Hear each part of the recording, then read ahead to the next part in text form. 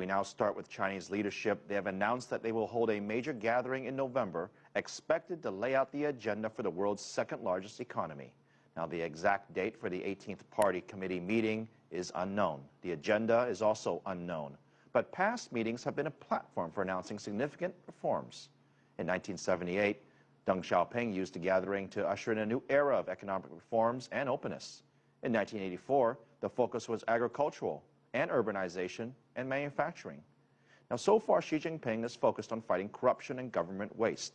However, there have been renewed calls for reducing the influence of the state over the economy, as China's economic growth is now projected at 7.5% this year, and next year remains very much unknown.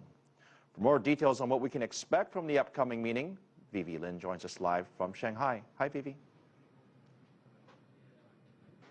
Thank you, Phil. This is the meeting expected to set the economic agenda for China for the next decade. Now, apart from the anti-corruption campaign, as you mentioned, analysts say Chinese President Xi Jinping is likely to push ahead with his agenda to reform the economic structure, which is to turn away from the heavy reliance on exports, credit, and investment towards more consumption-driven growth.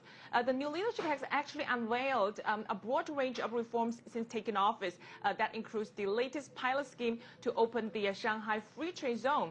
Now, the plenary session in November is exactly the place to sort out many details of these reforms. Now, as for what exactly to expect from the meeting, well, expectations are high for some key economic changes. Like you mentioned earlier, historically, such meetings known as the third plenums have been a springboard for key reforms. Now, analysts say the priority this time is likely to be financial and tax reforms, such as allowing more market-oriented interest rates and easing capital controls. Now, the meeting may also discuss how to loosen the household registration or hukou system and how to push land reforms to help boost urbanization.